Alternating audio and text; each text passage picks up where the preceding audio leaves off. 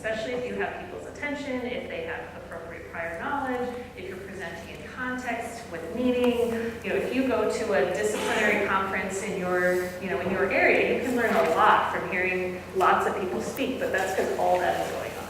Often in our classes, not only do we not have all that going on, but we often also want to teach a lot of different things. So we also need to think about what the limits are of presentations.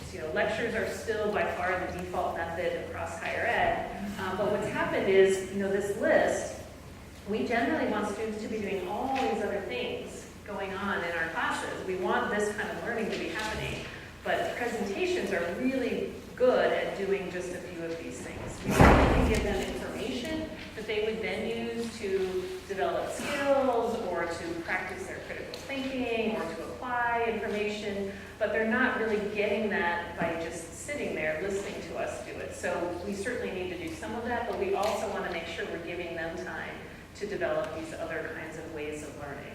So the key is just to think about how much we're doing it and are we using it for the right purposes.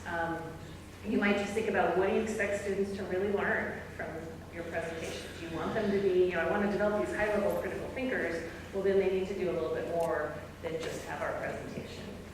Again, what knowledge is essential? We tend to think everything is essential and it's all important, but really what is it the students need to know versus the nice to know?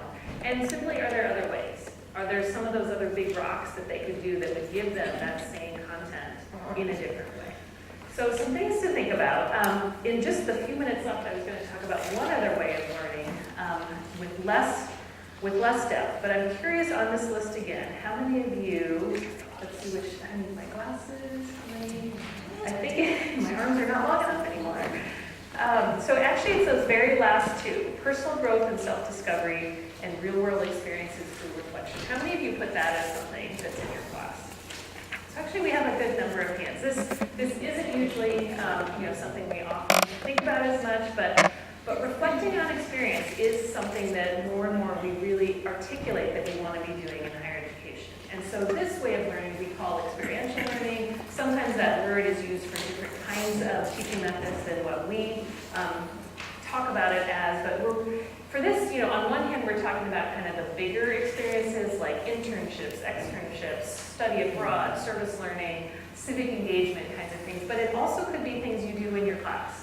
It could be something where, I'm teaching a class right now where students have to do 2 praxis assignments, and they just have to go out and work with somebody once or twice and bring that experience back in. So it doesn't always have to be kind of these larger types of experiences. But really, if we're engaged in this way of learning, we certainly want to help to set the students up for success. Often they're going out into the real world. They're already in the real world, but they're going out as part of your student. So we want to help them have a clear goal for it. We want to make sure we spend time helping them prepare. If they need any kind of orientation or training beforehand, we certainly want to connect if they are in the community partners as well as the students. So sometimes this type of work takes a lot of time and energy on the part of the instructor. But what I really want to talk about is kind of the reflection part, because as a lot of people would say, especially with, say, service learning, service learning without the reflection is really just the service. Because to turn it into learning, we have to help students reflect. So we want ongoing reflection and periodic review and even final reflection. That's really where we tease out learning from what we're trying to do. So John Dewey, who has written a lot about education, this is one of the quotes I like from him, that the function of reflective thought is to transform a situation in which there is experienced obscurity, doubt, conflict, disturbance of some sort, into a situation that is clear, coherent, settled, harmonious.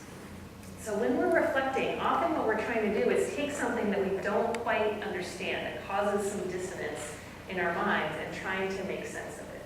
And sometimes we make sense of it in the easiest way possible, which might not always be the best outcome. We found, for example, DU is one of the top 5 institutions for sending students abroad, but they've been doing surveys over the years and sometimes finding out that students are coming back feeling with even more kind of ethnocentric viewpoints than when they left, which is not the intent of studying abroad. And we've had that, I've heard that from other kinds of civic engagement things where students go out to the community and they come back with more of a I'm kind of better and these people are doing things in a different way. So that's usually not what we're trying to do when we're getting students there. So how do we help use reflection to make this a real learning experience? And so I'm going to read to you a description from a woman that I was able to interview who does study abroad. What really struck me is she talked about the difficulty with reflection, that when students are asked to reflect, they often describe. They're really just doing the first part. So what she has done, let me just see. Let me do this first. So there are some theories. Gerard Egan and Donald Schoen and other people that have written a lot about reflection, they kind of talk about helping students go from the current state to a desired state. So helping them think about where they are now and where you'd like them to be, not just like describe what happened, which often makes us turn a little more inward, but reflect against something. So a simple way to do it is to think about like what's going on, so what does this mean, and then now what? And so what I like about Ruth's example is she talks about trying to help students going abroad and not coming back with these more ethnocentric views. So here's the example she has. And this is one of the prompts that she uses. She asks students, this is like the second or third week traveling, notice people's attitudes about, such as how people think about time, personal space, how to treat foreigners, or just general notions of what is right and what is wrong. Pay attention to how people respond to inappropriate behavior. Note what clues you use to figure out the attitudes of the people in the new place. And then here's the 3 prompts. Describe the attitudes you noticed. Compare what you learned with your assumptions before you came. And 3, explain what insights this critique has given you about the new culture and how you need to behave. So this to me is just a perfect example of, so describe what you've noticed, compare it with your assumptions. So you kind of have to think about what does this mean? What did I think before I came? What am I experiencing? And then now I'm the one who's living in this new culture. How do I need to act differently? What do I need to try to appreciate? What questions do I have? So, it's certainly not a magic bullet, but it's just something that's fascinated me a lot is how do we kind of scaffold reflection to help students really become better thinkers through these experiences. So if this is a way of learning you're doing, you want to think about, what are those self-discovery goals that you have? And then how do you structure reflection to best help students get what you hope they get? And again, it's not always perhaps going to be perfect, but the more we can think about it in this way, and again, using reflection in other types of things you do in your class can certainly apply. So I know we have like 1 minute left. I was just going to share with you that this afternoon, those of you that are signed up for the afternoon workshop, we're going to be talking about learning through inquiry, which is really the idea of critical thinking and creative thinking. We're going to also be talking about learning with mental models, which is a little bit more about problem solving and decision making. We're talking about projects and case studies and things like that. And then we'll also be talking a little bit about skills. So I just wanted to kind of throw those out at you because these are some of the other things on your sheet. A lot of you are involved in this skills. We're not going to get as much to talk about what we call virtual realities.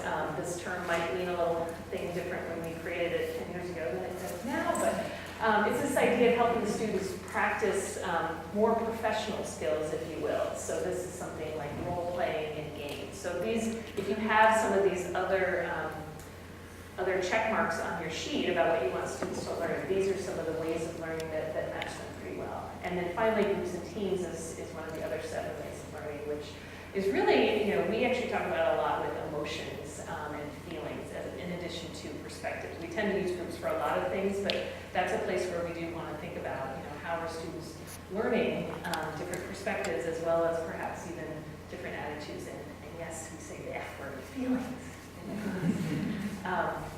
So just all that to say, continue to think about the big rocks, what keeps you motivated to teach, what you really hope for your students, and focus on being as intentional as you can. I hope this was helpful and helping you think about it through things